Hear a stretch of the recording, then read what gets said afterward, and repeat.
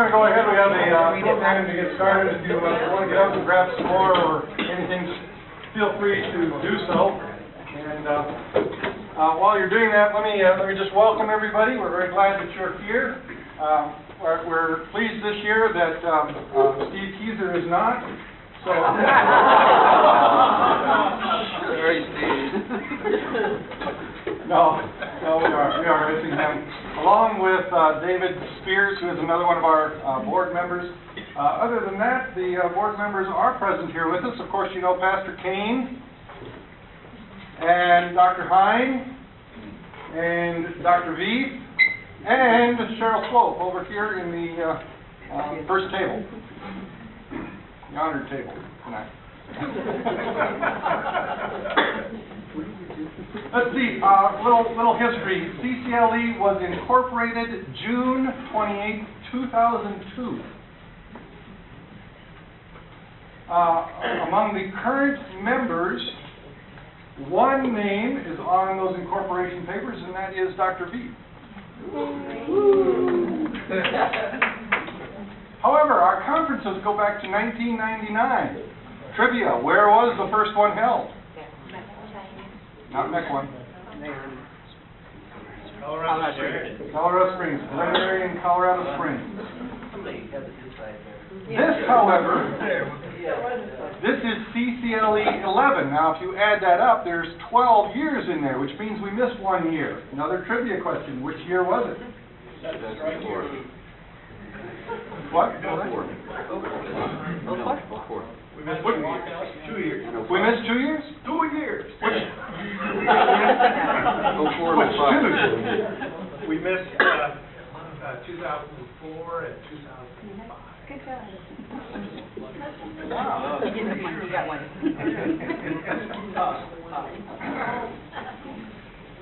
Well, since 2002, the conference has been our main focus, and we're so glad that you're here for that. However, this year changes everything, because conference is only one of our foci now. The other has to do with accreditation. And to share with us a very special event this evening, to talk a little bit more about accreditation, I'll invite Mrs. V. Please come forward.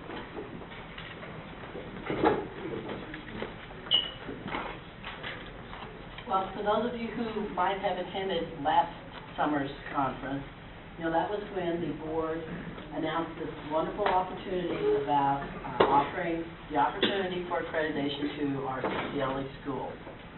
And we have had 5 schools that are in the process of undertaking the self-study and inviting external examination by a visiting team to come. And so it's been very successful. In February, you might have to help me along.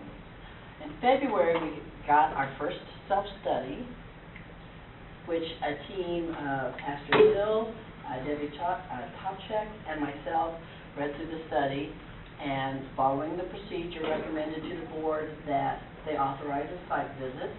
The board authorized this in March. So in April this past spring, we had our first visitors team go to a school, spend the time there, meet with the teachers, the congregation, and of course with the leader of the institution. And so at the end of that, we wrote a report with recommendations to the board. In May, after having read the report and deliberating upon the team's recommendation, the board approved the recommendation for accreditation for Martin Luther Grammar School, which is here in Sheridan.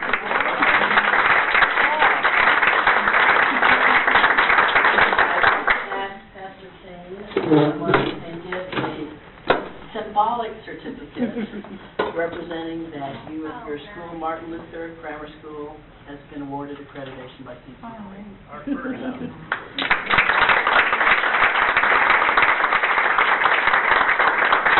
Everybody how it's so easy.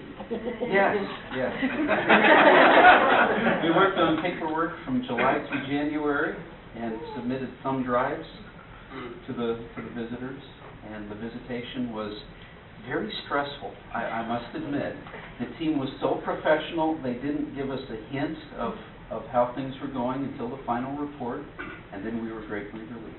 But we owe a lot to countless volunteers at our school, to our teachers, and to the founding headmaster, right over there in the blue shirt, Pastor Hyman. So we're standing on the shoulders of those who went before, and we're very grateful to be a part of CCLE. Well said.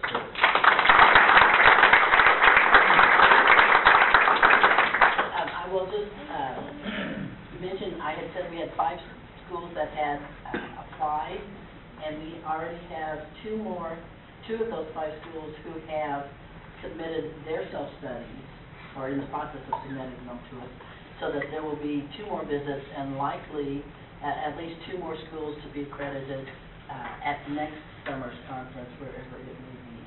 So I think it is a giant step forward for CCLE to have a quality process for the schools to reference and to use to measure themselves by. So, anyway, so there you go. Very good, thank you.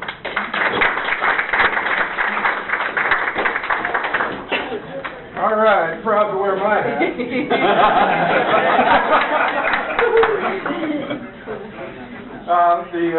The blood, sweat, and the tears go, of course, to Diane and Alicia. I mean, that's where the work goes in, so thank you, ladies. And we're thankful to our grandson for coming the day before the visitors arrived. We were stressed out. We had 2 substitute teachers the day before. Yeah, he was overdue. And we're like, well, you have to come now. And he This is really a delightful facility. I mean, things have worked out so well. You've got the weather so nice for us. And it's great to be on this campus. We really appreciate you putting this all together. And really, Pastor Kane and a subcommittee of the Board of Directors did this for us. And I believe that included you, Steve, right? And Pastor Kane and Cheryl. So thank you for a wonderful.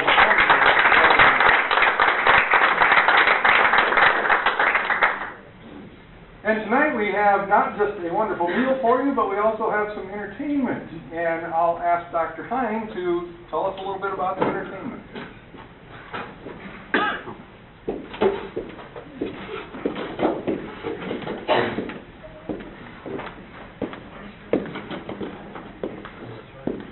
Classical education, as we all know, has strong stress in developing the primary liberal arts, the language skills of grammar, logic, and rhetoric. And we thought maybe what might be both entertaining and instructive this evening would be to try to provide an example, anyways, of some dialectics and rhetoric put into the context of a dialogue mimicking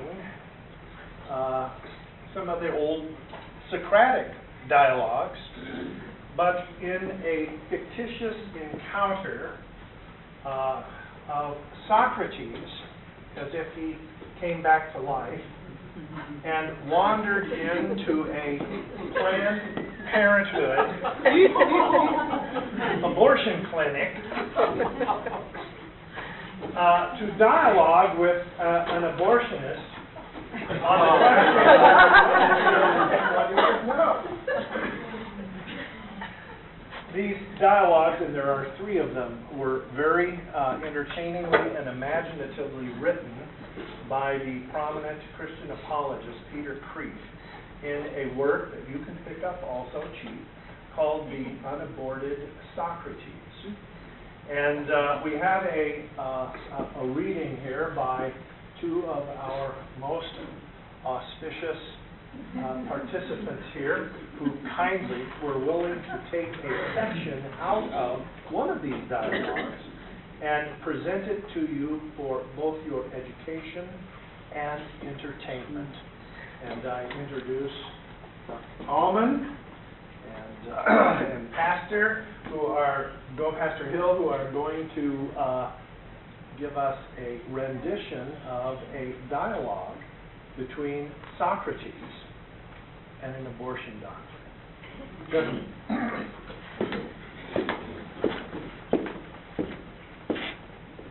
Are you a doctor? Of a sort. What sort? I think you must be in the wrong place. This is an abortion clinic, is it not? Why, yes. Do you perform abortions? Of a sort. I abort thoughts. What? Yes, fallacies, inconsistencies, ignorance. I terminate defective intellectual progeny. Is that all? No, that is not all. I am an intellectual obstetrician, a midwife of thoughts. Midwife of thoughts? Yes, logical thoughts, consistent. You sound like a lunatic to me. What is that strange white gown you're wearing? My daily clothes. What is that strange white gown you are wearing? I'm a doctor, Dr. Rex Herrick. But you look like a cross between a doctor and a ghost. I am both in a way. Well, I don't believe you are a doctor, and I don't believe in ghosts. That makes no difference. I am here. What do you want? Perhaps you would indulge my curiosity and tell me about your work here. I perform abortions here. You sound defensive. Surely you realize my work is controversial. Indeed I do. Some think your work is good and some think it is evil. It is neither. It is neutral. It's not a moral issue, but a medical issue. You are paid for this work, are you not? Of course. Are people paid for things that help or for things that harm, or for things that neither help nor harm? Things that help, surely. They're called services. And what helps is good, is it not, just as what harms is evil? Yes. Then this service of yours must be good, since people pay for it, and they pay only for services that help. And what helps is good. Fine. Let it be as you say. My service is good, if you put it that way. No, it is you who put it that way. What if I do? Then your work is not neutral, as you said before, but either good or evil. You believe your work is good, but others believe it is evil. Why do they believe that? And how do you defend yourself against their argument? Two very large questions indeed. You are asking for the two sides of the abortion controversy. In a nutshell, as you say, And why are you doing this? I too perform a service. I help people know what they are doing. I know perfectly well what I'm doing. That remains to be seen. I see. You're playing Socrates. No, not playing. I told you I don't believe in ghosts. But, as you say, it makes no difference. You are here. I shall even call you Socrates, if you like. Thank you. Though you give me only what is mine. May we begin then? All right. Teach me then, why is your work good? I thought you just proved it was good with that little argument of yours. Not mine, ours. Did you not agree to it? Ours, then. What was wrong with the argument? For one thing, it lacked demonstrative force. It did not tell the cause, the real reason for its conclusion. It argued from the effect rather than from the cause. So please, tell me now, why is your work good, Dr. Harris? Let my opponents tell you why it is not good, if you please. The onus of proof is on them, not on me. A suspect should be presumed innocent until proved guilty, and a deed should be presumed good, or at least neutral, until proved evil. The liberal presumption is on my side. Already we seem to have a major shift of ground in our battle. You seem to have assumed the stronger position at the start. What attack, then, do your opponents use to try to overcome this liberal presumption? Surely it must be a strong argument to overcome such a strong presumption of innocence. No, Socrates, it's a ridiculously weak one. It uses an emotional term to befuddle the issue. And what term is that? Murder. They say abortion is murder. So they're calling me a murderer. Worse, they're calling millions of pregnant women murderers.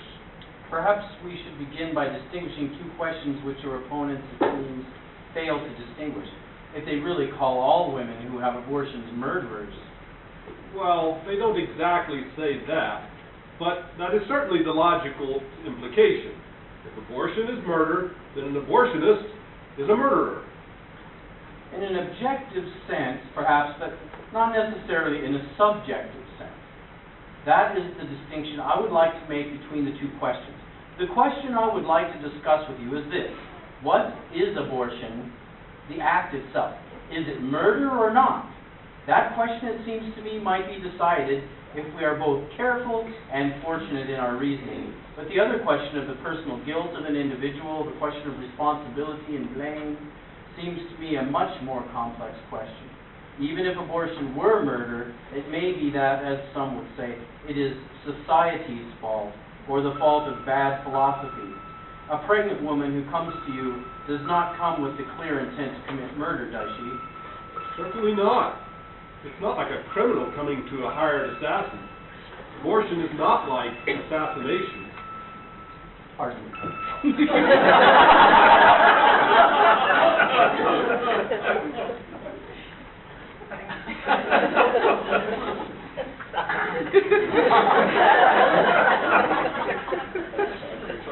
I'll have to abort that collar. Where were we now? Abortion is not like assassination. I do not know that yet. You see, that's in my first question. What is abortion? I think it would take a knowledge more than human to read the heart and the intention, but it does not take more than human reason to define the act. So since we are both rational human beings, let us embark on that task now, if you please. All right. Your opponents claim that abortion is murder, and you claim that it is not. That is a clear and simple way to state our difference, yes. Then, how would you define murder? The onus of proof is on them, remember? They are the ones who introduced that terrible term. Why don't you cross-examine them? When I find one of them, I shall certainly do so, but for now, we are alone, you and I. What do you mean by murder? I suppose killing an innocent human being. And do your opponents use the term in the same sense? They seem to call any killing murder. Do they call hunting animals for food murder? No, of course not. Why not?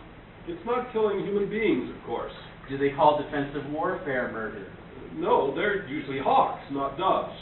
What airy philosophers you have. And do they call it murder if the state executes a traitor or a murderer? No, they're not usually against capital punishment. Why not? I guess because it's not killing an innocent human being. Which was your definition of murder? Well, yes. So you agree on the definition of the term at any rate? I suppose we do, but we do not agree that abortion should be called murder. Now then, let us see whether or not it fits your definition of murder. There are three parts to the definition. First, is abortion a case of killing? Terminating a pregnancy. Is the fetus killed? I do not like that emotional term. Your likes and dislikes are emotions, are they not? Of course. Then it is you who are treating the term emotionally rather than rationally. Only because they started it. You sound rather like a little child accused of fighting, saying, he started it, perhaps, but should you continue it?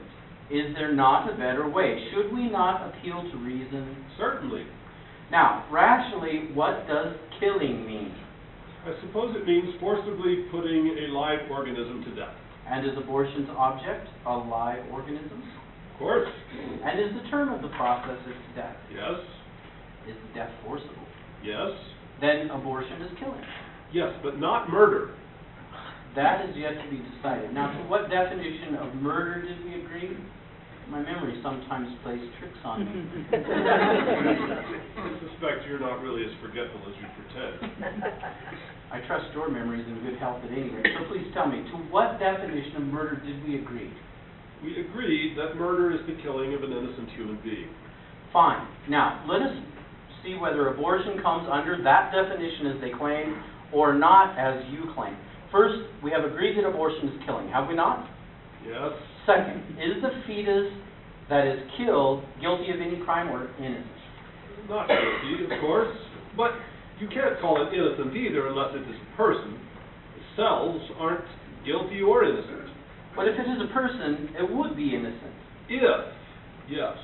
Then if the fetus is a human being, abortion will have to be called murder, for it fits all three parts of the definition.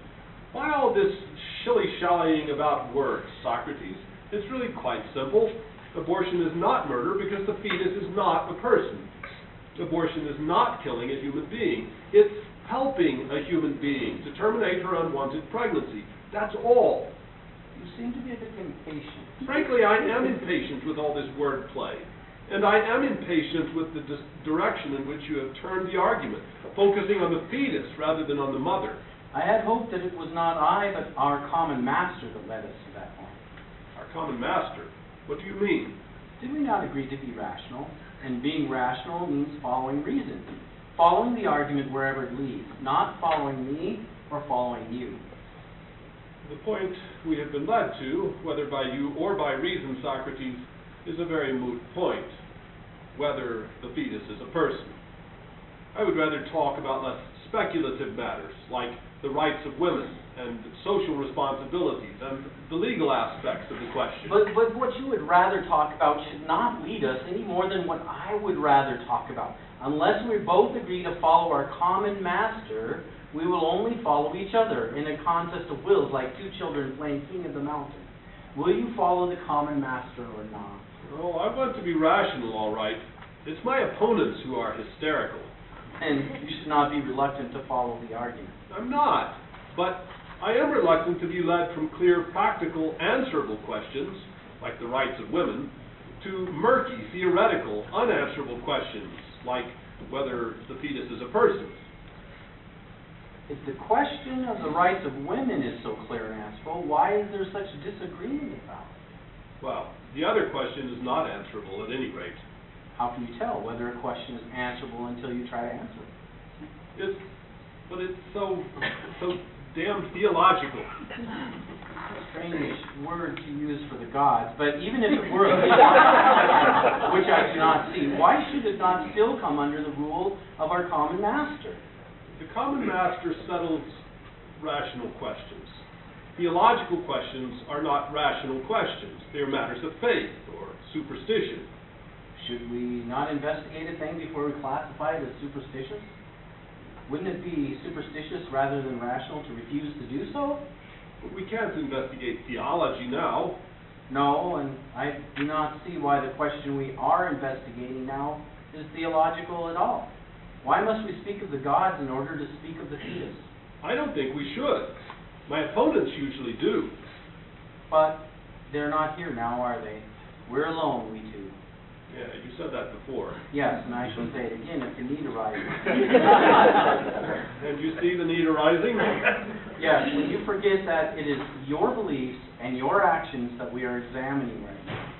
But it's their attack that I have to defend against. Yes, but in doing so, we're not being led by your opponents or by me, but by our common master, if only you will. Shall we continue to follow or not? We shall. And that means following the argument wherever it leads. Will you do that? The argument is the common master's staff, hasn't it? I will follow the argument. Reason is my master. Faith is theirs. Who their master is, I don't know. They are not here.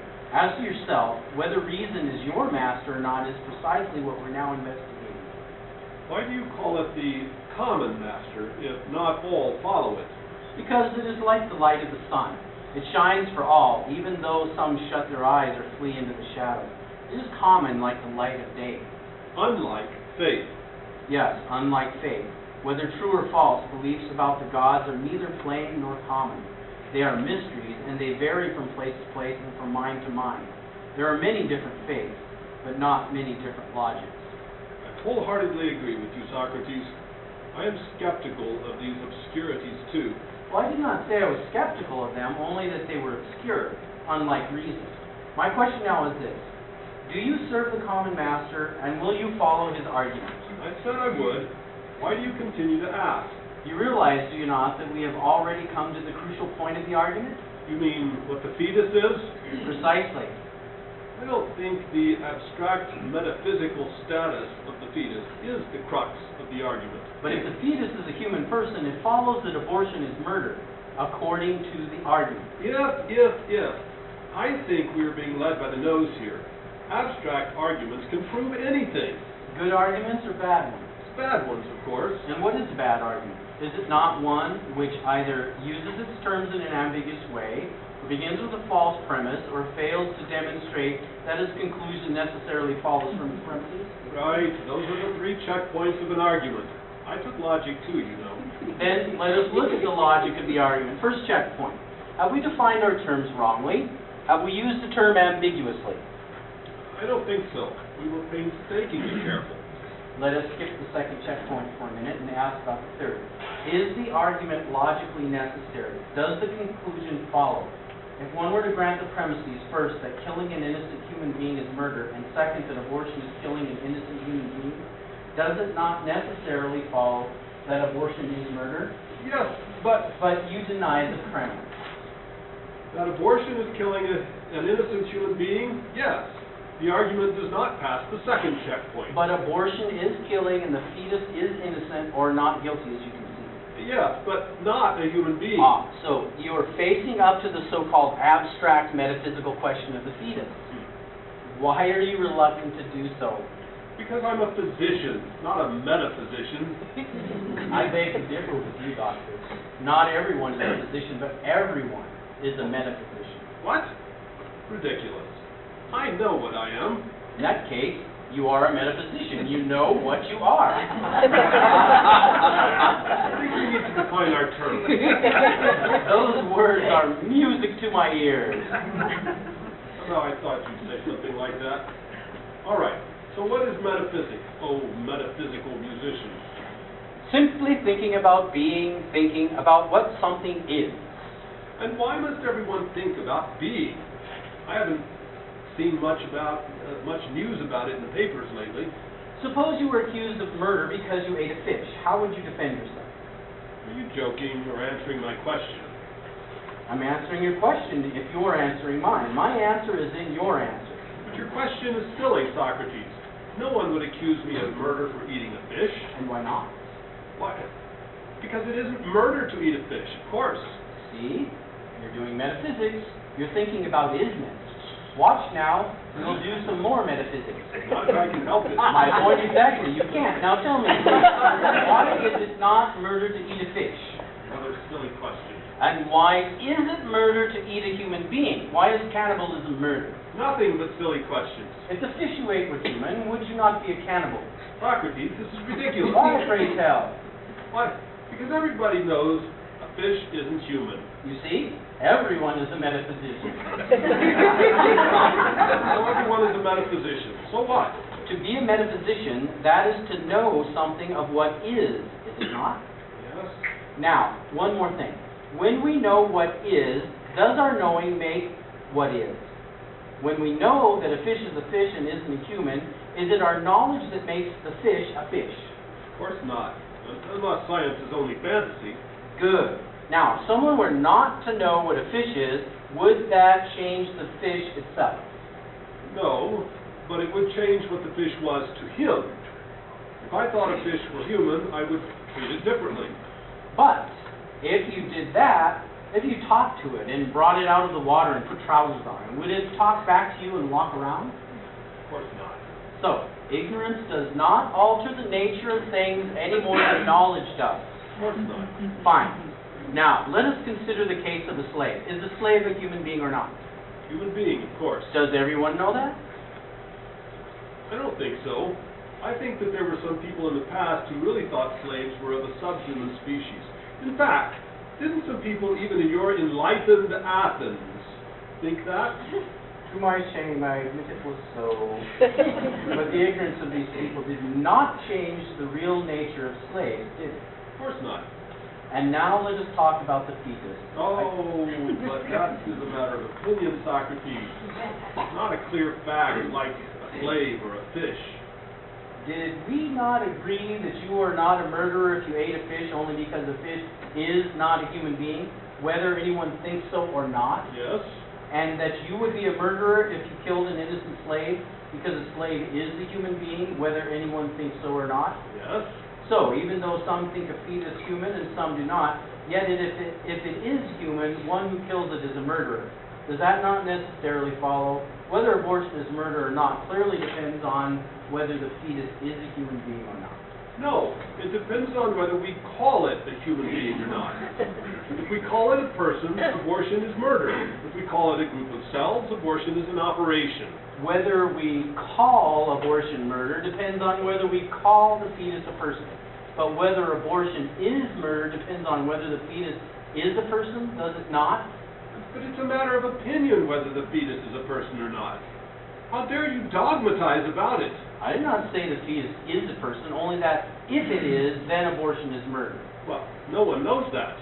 Whether others know that or not, I do not know. Only you are here with me now. And what do you think you should do when we do not know something, especially something as important as this? I suppose you want me to say we should seek the truth or something like that. Something like that would be an excellent answer.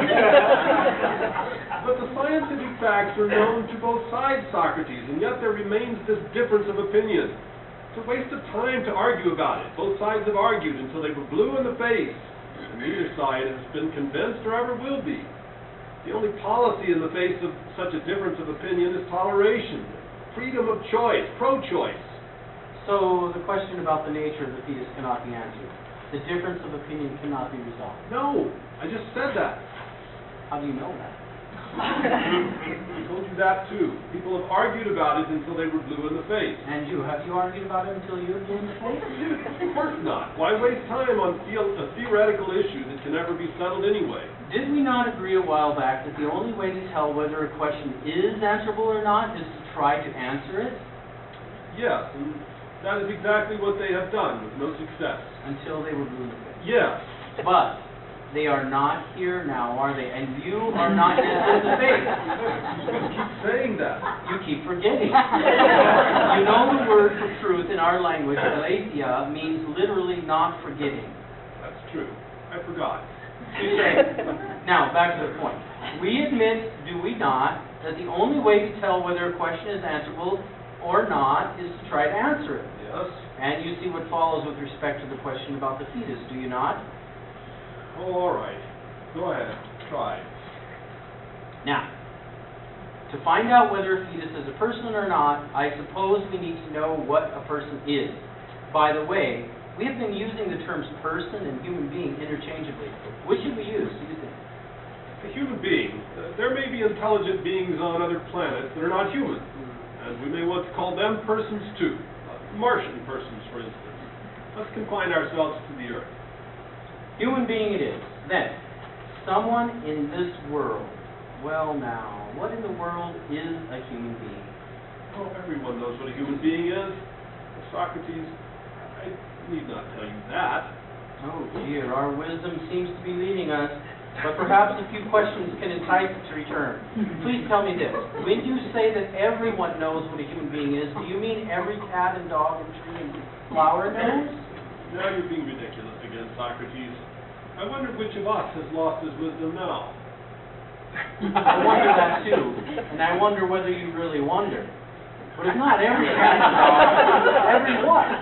Please bear with my foolishness for a moment. Every human being, of course. Every human being knows what a human being is. Every normal human being, yes. And are you one of those normal human beings? Of course. Then please tell me, since you know, do not, I pray, withhold this treasure of wisdom from my eager grasp. Socrates, this is silly. A human being is what you see before you. People like us. Like me, anyway. I'm not too sure about you.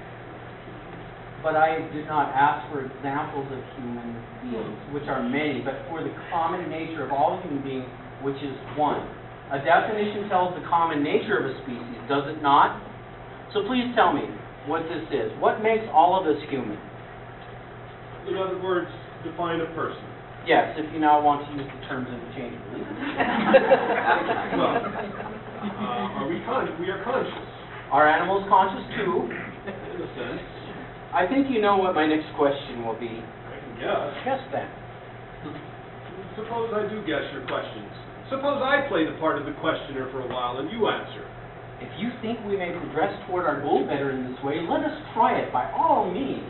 Ask away, and I shall answer as best I can with my tiny hoard of wisdom. Let's begin with this question. In what sense is a cat or dog conscious? Do you want me to tell the truth or to hazard a wild guess? Tell the truth, of course. Well then, to tell the truth, I don't know how a cat or dog is conscious because I'm not a cat or dog, nor have I ever found one who would answer questions that I thought you were going to cooperate. I'm perfectly willing to cooperate if only you ask me a question I can answer. Ask me about human beings and I shall give you an answer from my own experience, but I have no cat experience or dog experience from which to give you an answer. You have observed cats and dogs, have you not? Many times. And you have some experience of animal behavior. Yes. And doesn't behavior exhibit consciousness? Don't we judge of a sleeping person that he is unconscious because we observe a certain pattern of behavior? Eyes closed, body still, breathing slow and steady. And don't we judge of a waking person that he is wakingly conscious because we observe a different behavior? Both your science and your logic are impeccable, Doctor. It is as you say. Then you do know something of animal consciousness since you observe animal behavior, and behavior exhibits consciousness. Wisdom seems to be returning to us. Our experiment of reversing our roles seems to be working. Then answer my next question. What is the difference between human consciousness and animal consciousness, as exhibited by behavior? You need not tell me what animals have that we lack, only the reverse. What do we have that animals lack? That is a question that has puzzled many scientists and philosophers and continues to do so. If you can give a simple and true answer to that question, you must be wiser than all those puzzled people who can't. Now, I am among the puzzled too because I know I am not wiser than all those others, and yet I do know a very simple answer to your question. And we have known it for a very long time, we humans. Well, don't keep me in suspense. What is it? There has been no suspense for 2,400 years since we philosophers defined man as a rational animal. Surely this has been reported by now. Hardly news. But Socrates, if you're content with that old saw, distinguishing us from the animals by having reason, you will run into a mare's nest of problems. For one thing, this is not an operational definition, as we say. It doesn't specify any observable behavior.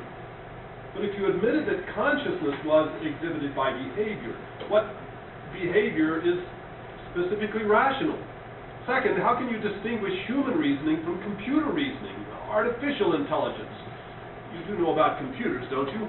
Yes, I read your entire library, and it seems even simpler to distinguish us from computers and from animals, and to do so operationally, as you say. Now, I'd like to hear this simple thing from you. And please do not answer that we are different from animals in having reason and different from computers in having feelings, because then we would be just animals plus computers. Please tell me the one thing that distinguishes us from both. What do we have that neither animals nor computers have? And remember, it must be exhibited in behavior. What an easy question to answer. There is something that human reason does that no computer or animal ever does. Well, what is it? You mean you really don't know?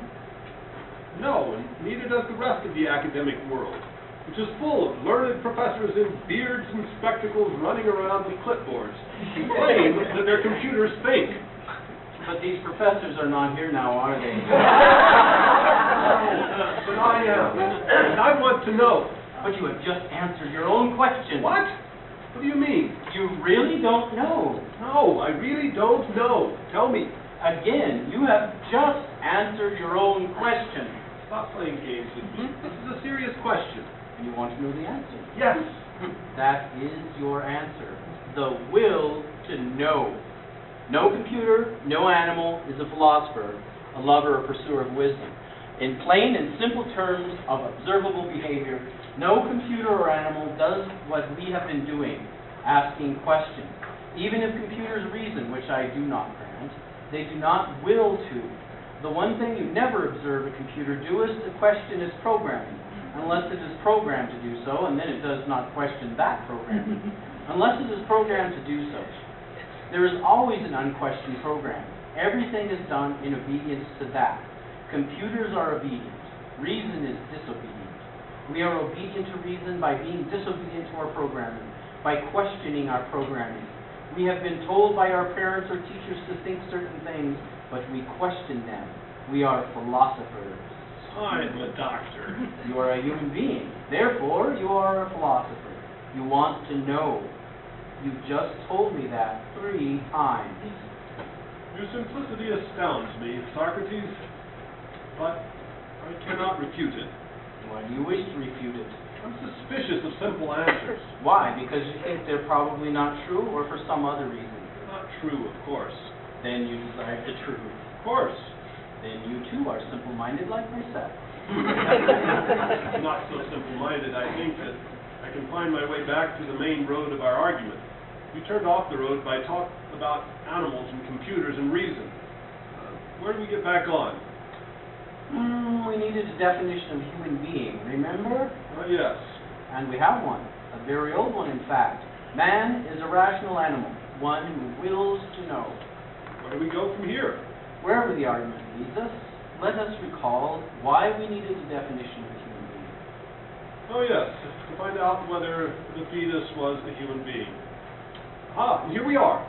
Do we ever observe a fetus asking questions? No.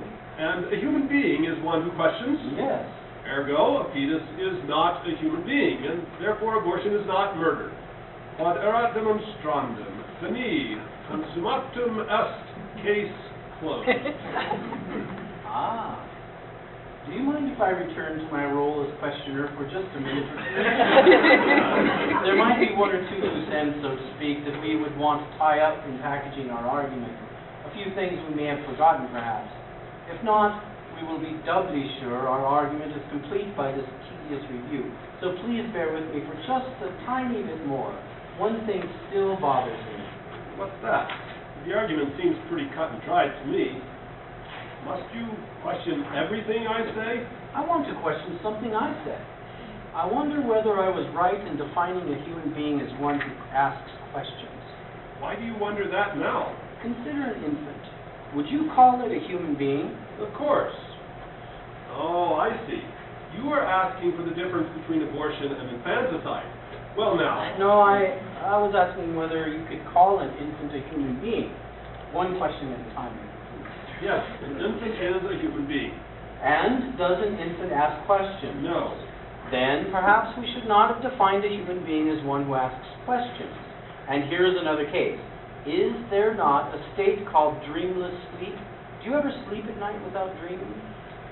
Not only at night, but sometimes during the day. For instance, when someone bores me with abstract arguments.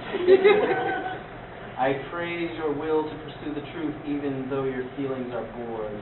Now then, when you sleep without dreams, do you ask questions? I don't think so. And if I should kill you in your sleep, would I be guilty of murder? Of course you would. I don't stop being a person when I fall asleep. I stop functioning rationally when I sleep. So, there's a difference between being a person and functioning as a person. Yes, but a person is not necessarily functioning as one. So that an infant and a sleeper who cannot function as persons nevertheless are persons? Yes. Then the fact that the fetus does not yet function as a person does not prove it is not a person. No, but it doesn't prove that it is either. What is it then? Is it a fish? It is a potential human being. If we say the fetus is a person only because it will grow into one, we confuse the actual with the potential. A useful distinction, Doctor, one of the great conceptual tools of my intellectual grandson, Aristotle. But a potential X may be an actual Y. If the fetus is not an actual person, what is it actually? I don't know. And yet you kill it. Wait a minute. Are you saying a fetus is a person just because it is a potential person? No. I hope not. Because if so, then a single spermatozoon or a single ovum is also a person. And spermicide becomes homicide. In fact, Even the primordial slime that evolved into us during 10 million years or so is a potential person, and slime killing becomes murder. Ah, yes, our father slime. I found it a fascinating experience to read your science library and meet your new God. A real advance upon ours. We thought ourselves to be bastards of the gods above in our foolishness rather than legitimate children of the slime below. We knew so very little about the true God, it seems. What did you know about it? Oh, only simple childish things you have outgrown. Things like birth and death and reason and virtue. Do I detect the note of sarcasm? Are you maligning modern science? Certainly not. Would I malign my own great-grandchild? Modern philosophies now, that's quite another thing. Then you would have no objection to talking science rather than philosophy. Indeed not. And now let us return to our question and talk science about it. What is the fetus? Oh, I thought we were talking about the primordial slime. Is your work here to abort slime? Then let us return to our question. What is a fetus? Socrates, your single-minded concern about the fetus bothers me. That is an interesting fact about your psyche, but it does not alter the argument. You are looking at the thing only from the fetus's point of view. You are ignoring the mother. I suppose you will soon be calling abortion killing a baby instead of terminating a pregnancy. If that is what it is, yes. I am led only by what a thing is. And how else is the pregnancy terminated except by killing the baby, or the fetus if you prefer. But you are ignoring the mother. I certainly do not want to do that because the mother is. Perhaps we can turn to her after we can finish investigating the fetus. The fetus. The fetus. Always this concern for the fetus. You are a fetus fetishist. A fetus. I have at least two reasons for wanting to know what the fetus is. You have just reminded me of one of them in reminding me that I ought to think about the mother too. What's that? Just as the mother is, and I ought to think about her because she is, so the fetus also is, and I ought to think about it for the very same reason. Would it be honest of either of us to ignore what is? Well, no. And my second reason is that the fetus is the victim. Must you use such language? If it is appropriate to what is, yes. Let us look and try to find out whether it is appropriate or not. What would you say a victim is? Is it not one who is harmed? Yes. And what is not the fetus harmed by, and is not the fetus harmed by killing it? The mother is serviced. Is the fetus serviced? Fetus. Fetus. You keep turning from the mother to the fetus. No, doctor, you keep turning away from the fetus to the mother. We were discussing the fetus, if you remember. Socrates, look at it this way. Here's why it is reasonable to consider the mother rather than the fetus. Suppose I were in the business of fumigating trees with a powerful pesticide. I would be servicing the trees by eliminating the unwanted life form, the fungus. Wouldn't it be silly to think only of the fungus and not of the trees? Or to think as much about the fungus as about the trees? Our primary concern should be with the more valuable life form. In one case, the trees, in the other case, the mother. But you beg the question with your analogy. The analogy will work only if the fetus is to the mother what the fungus is to the tree. A less valuable life form, a pest to be eliminated.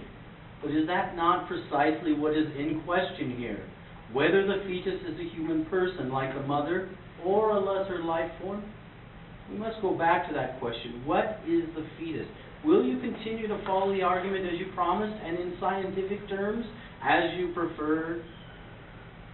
I suppose I must. Good. I learned from your science library that each person has a single unique genetic code, just as everyone has a unique set of fingerprints. That is correct, yes?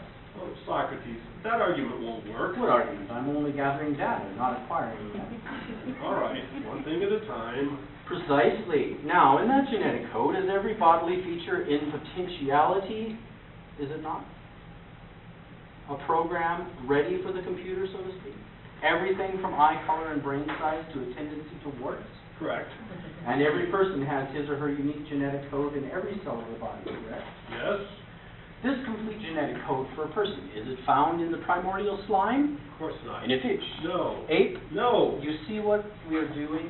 Approaching the fetus. But before we arrive, Let us approach from the opposite direction, so to speak. Is this genetic code complete in me now? Yes. Is it in me when I sleep? Yes. Was it in me when I was 1 year old? Yes. 1 minute? Yes. 1 minute before I was born? Yes, it is present from conception. So, the fetus has it all during the time between conception and birth. Yes, but that does not prove what you wanted to prove, Socrates, that a fetus is a person. I want only to follow the argument wherever it leads. I thought we agreed about that. We did, but the argument has not proved that the fetus is a person. Nor did I say that it did. One step at a time, please. Now, the sperm a moment before conception does not have the complete genetic code. Isn't that so? It has only half the code and half the chromosomes. Yes, it is haploid, not diploid. And the same is true of the egg. Yes, we should say spermatozoa and ovum to be exact. And the fertilized egg does have the full set of chromosomes and the complete genetic code. Yeah, the zygote, of course, the complete genetic code. And is that code the mother's? Of course not. Each one is different. Each what is different? Each code. But the code is the code of or for something, is it not? Yes. What is that something? The fetus, of course. But you've not proved it is a person. I'm a person, am I not? Of course. And I have my own unique genetic code, do I not? Yes. Is it the same code as that of the fetus in my mother's womb that grew into what I am now? Yes. And am I still a fetus? Of course not. Then we cannot use the word fetus in place of the word something when we say that the genetic code is the code of something. I have the code and I am not a fetus, therefore not everything that has the code is a fetus. Getting impatient with this abstract wordplay. Does a good scientist get impatient with his data? No. But words are the philosopher's data, or hold the data, so to speak, as houses hold people. We do not play with our word data, we gather and question it, as you scientists gather and question your empirical data. We take words seriously as you take instrument reading seriously. Now, what word shall we put in place of the word fetus when we say that the genetic code is the code of something? Organism. A fetus is an organism that is a potential person. We are organisms that are actual persons. And now we need only one more answer from you to complete your defense. Why is the fetus only a potential person and not an actual person? Because a person is an individual, and a fetus is not yet an individual. Your syllogism is logical, but we must now prove the premise that the fetus is not an individual. We have just admitted that it is an individual genetically, have we not? Well, then let's not define a person genetically. Well, it seems our scientific definition of a person is to be abandoned rather quickly. To what do we turn instead? Common sense. What do ordinary people think of when they think of a person? Not genetics. What then? Look here. The fetus is only a part of the mother. A single cell at first, and many cells, part of her body. It's not an individual because it's a part of another individual. There we have the argument. Another syllogism to prove the premise of the first one. A fetus is part of another individual, the mother, and no individual person is part of another individual person. Therefore, the fetus is not an individual person. It is individual existence that counts. Metaphysics. Right, metaphysics. But persons are not parts of other persons, and the fetus is a part of the mother. Therefore, the fetus is not a person. Now, there's a solid metaphysical argument for you. Certainly seems solid as this cement block here in the wall. May I examine your argument by asking a question about this cement block? What? I said I heard what you said. I just didn't believe it. But do you believe this is a cement block? Yes, but... And this block is part of this wall. Yes, but what's the point of this nonsense? Patience, my good doctor. A good doctor has a lot of patience. Now, this wall here is it part of this building? Yes. Now, does it follow from the two things we have said that the cement block is part of the building? Since it is part of the wall is part of the building. Yes. One more example, if you please. Your toe is part of your foot, is it not? Must you tediously multiply examples? I want to be sure of the principle involved. I must explore the case of the toe as well as the case of the brick to be sure the principle works for the living things as well as non-living. All right, my toe is part of my foot. And your foot is part of your body. Yes. And therefore your toe is part of your body. Yes, Do you see the principle we have uncovered in all this talk about parts? I think so. If A is part of B, and B is part of C, then A must be part of C. Excellent. You have a sharp mind, Dr. Herod. I have a good education. It's logic that is called a transitive relation. Yes. Now, please answer for me one more case. How many feet does a fetus have once the feet develop? It develops normally 2, of course. And how many feet does the mother have? 2, of course. Not 4. What? Now you're being ridiculous again, Doctor. Why would you say that? The feet of the fetus are part of the fetus, are they not? Yes, And the fetus is part of the mother, you say. yes. Then, since the relation of parts whole is transitive, the parts of the fetus are parts of the mother. I guess we made a mistake somewhere. I should think so. Think what absurdities we would get ourselves into if we continued along this line of thought.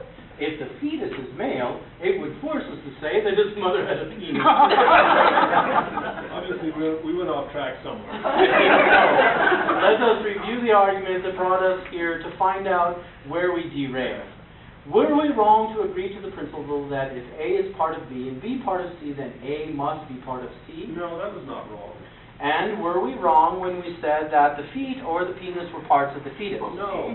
Then there is only one other place where we could have gone off the tracks. The only other premise was that the fetus is part of the mother.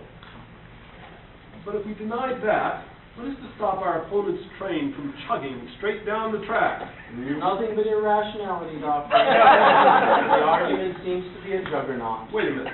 Let's back up and reconsider our premises. A few minutes ago it was I who wanted to back up and you were announcing fini. I was too hasty. I thought I knew what I did not know. I am awestruck. You have been visited by the oracle. By one who himself has been visited by the oracle. Your learned ignorance seems to be a communicable disease. So now you know who I really am. You play your part well, at any rate. It is never difficult to play the part of oneself.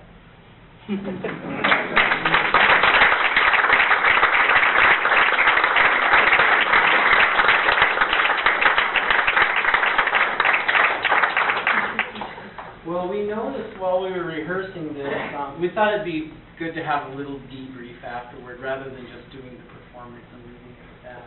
And we noticed that part of this is very dialectical, and part of it is more dialogical, probably because Kreeft was writing a piece that he had to pull together. He had to do the narrative as he went, and it had to be presented dialogically. And so we thought it might be fun to maybe compare a little bit the difference between dialogue and dialectic. Didn't you have a really cool piggyback that you were going to do?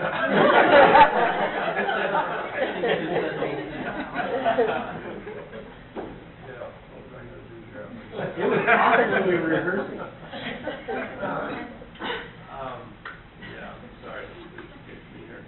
Well, we thought that it'd be interesting to just reflect a bit on the process of the Socratic method, because everybody knows that it's vital in classical education.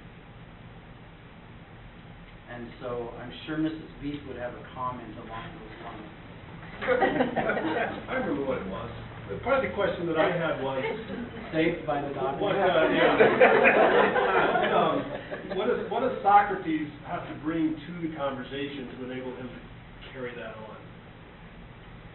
I think that was, part of it. What does he have to know? Logic. Yeah. I don't know, logic. Particularly logical fallacy. Fallacy, definitely. Yes, What? there have to be agreed upon conclusions reached at every step before it moves on to the step. It's a methodical discussion too. I always challenge my students to think about the process of the Socratic method. Are they questions asked willy-nilly? Is there a logic to them? Yeah, you're pressing ever deeper, arguing toward first principles. And we didn't see that much, at least I didn't see that much of that other than snippets in the dialogue we did. It was pretty scattered. compared to a real Socratic dialogue. So, for whatever that's worth. Do you feel like you need to know both sides of the issue, though? If you're doing all the questioning, don't you need to at least have an idea of both sides of the issue to be able to ask the questions? I don't know who this guy is on NPR, but there's a great guy on NPR who does a lot of interviewing. And I tell you what, he asks questions that are like, duh, he must know the answers, but he asks them to get somebody else's opinion. Like he knows everything in the world. Does he really? I don't know. Do you have would you have known both sides of the issue to be able to? Plato had Socrates always know where he was going, and generally it was to entrap somebody. That's dangerous for a teacher then. You gotta know everything, right? But didn't he rely, so during his argument, on the valid syllogisms, and therefore he was able to identify by using different premises whether that syllogism was valid or not? Because there was a lot of that here, Whether it was right? sound or not. Right. AA1. Socrates claimed that he knew nothing, and that he was making the other person see what the other person really knew. And by asking questions, forcing the other person to clarify their thinking until finally the light came on. And the whole point of the ending of this dialogue was it turns out it isn't Socrates, it's the doctor, it's himself. That's just part of himself questioning and thinking about what he's doing in that operating room. So the whole point, classical education would not be that the teacher knows everything. It's closer to the teacher doesn't have to know hardly anything, except maybe the art of making the students think about things and discover it, personally. Drawing out what they know. Yeah, that's why he said he's the midwife, helping the person give birth to, the idea. Critically examining their own worldview. Right, and so the idea is living like the fetus is a human being, and so he's bringing that to life, bring it out, so to speak. Just building on that, the notion of these three different categories: what do you know? What do you believe? Right. What is your opinion? That the idea of what you know is not an opinion, but it is a belief upon which one has some sort of justification on the basis of belief. Right. In other words, a justified belief, as opposed to an opinion. Opinion is more autobiographical. It doesn't tell you something out there, it tells you something about the person. Whereas a belief, or if you think you know something more than just believe it, then at least you're working with something, seeking to, as you say, be metaphysical, answer some questions about what is as opposed to what is not, and the question about whether you just believe that or whether you can know it. In other words, whether there's some justification to it. And that seems to me to be the elements moving back and forth from those three categories seemed to be what much of the dialogue was seeking to do with Socrates, was always asking questions. First of all, to get away from opinion, particularly anybody else's opinion, and to move into the area of the doctor's belief, and then to ask questions as to whether or not that belief had reasons to support it. And if they did, what were they? An argument. Did Socrates not know anything, or did he only pretend? Oh, well, mythologically, he didn't, and he took as his sort of approach that he was not the kind who was proclaiming all of this information. Yes. Which, Aristotle took that point of view. We're going to continue these discussions like to come. So, obviously, he knew certain things and was very brilliant, but his method was not just to throw out his beliefs, but to play with people's minds so that they came to the truth. He was leading them to the truth that at some level he thought they had to realize, had to face up to, because deep down inside they knew it. Just like the doctor here, deep down inside knew what he was doing, and he was evading it because he didn't want to face up to it. But Socrates kept bringing him around to it and forcing him to recognize it. So, teaching methodology, all the teachers are wanting to hear something concrete. How do you apply this in the classroom? Probably don't read this to your kids.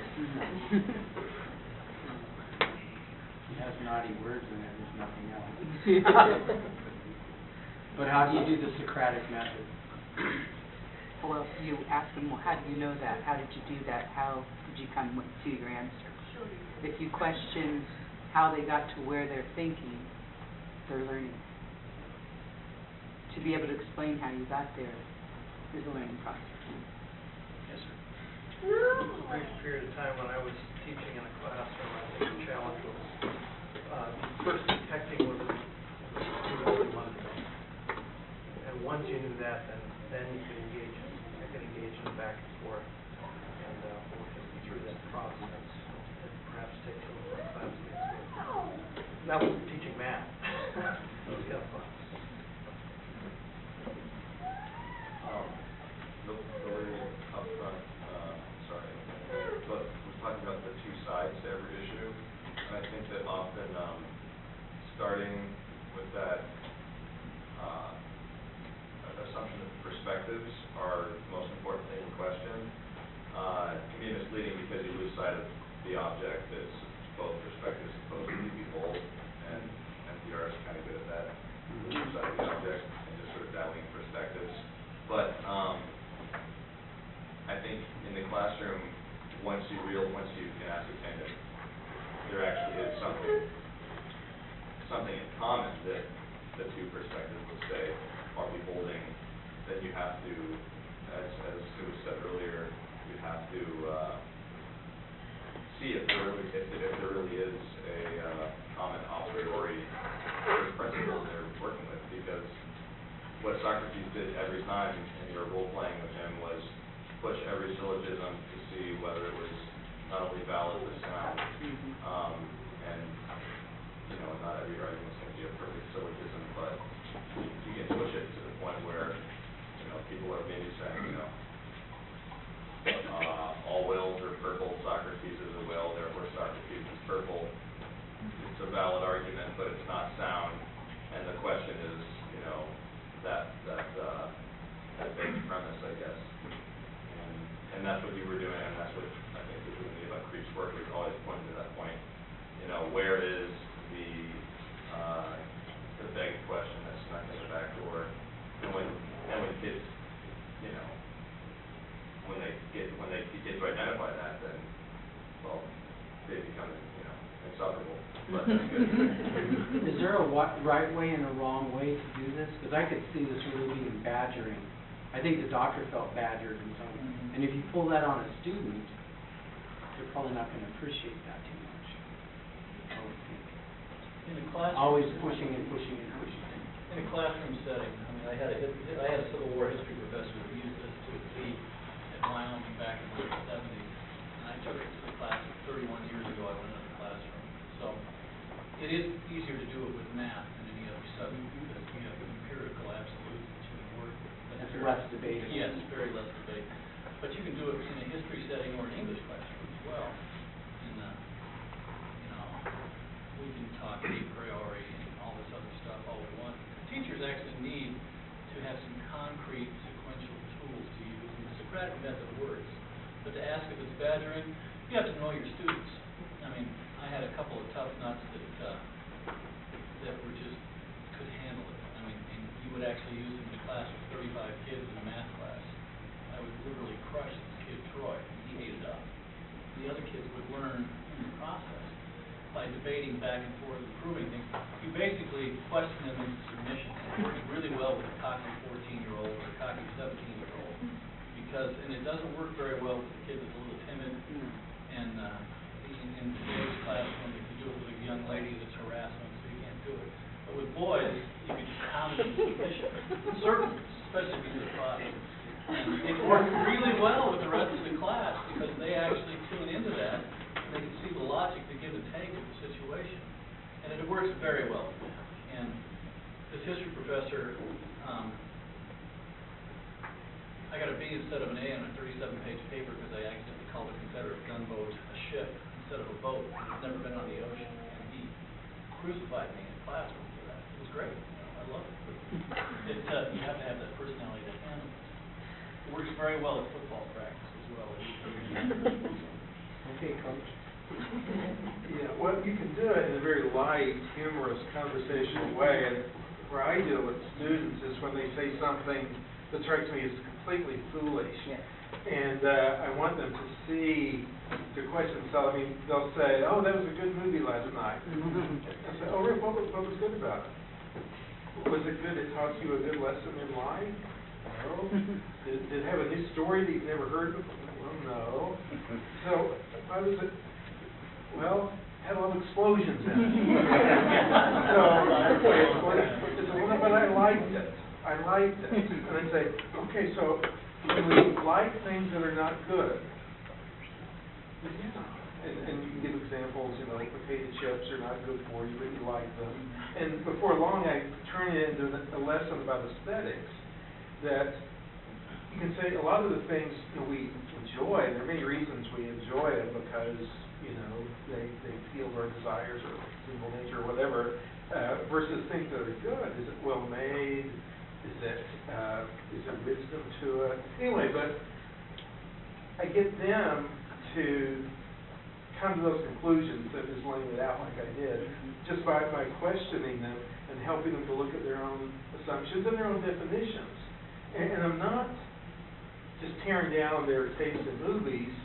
I'm trying to get them to make some distinctions, like a subjective response to something versus a response based on, objective qualities in the work. But I do that kind of thing all the time, and I'm not trying to destroy them. Quite the opposite. It appears like I'm, taking their views with great respect and trying to see what they mean by it. But I'm trying to make them, think more deeply about something they tossed off the top of their head. There was what I loved in there is where you switched roles, and he was doing the questioning, and you were answering. And that's what you can do with kids is you say, well, does my argument make sense? And then they have to ask you to prove your point. And then you can't do that with the younger ones, but when you get up to the middle school and high school, you can definitely do that all. And then they get to take on the teacher in a controlled environment.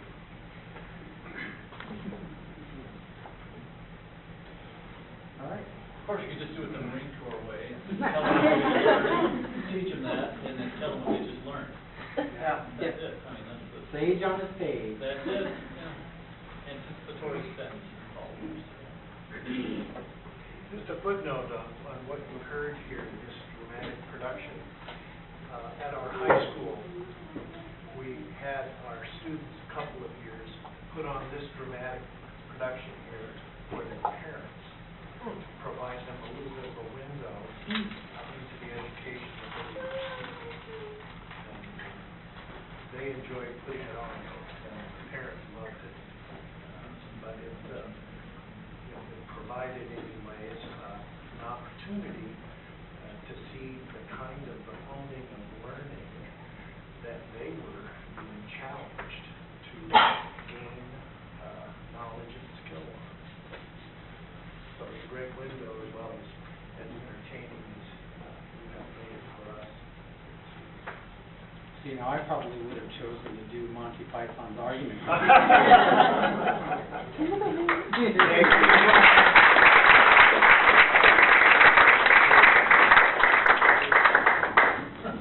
Oh, very good, and thank you for arranging it for us, Dr. Hines. Give us the lowdown on when and where. Well, probably 15, 20 minutes from now, room 166. We'll crowd in there and watch the movie. Otherwise, the rest of the evening is yours. All right. Enjoy the evening. Thank you.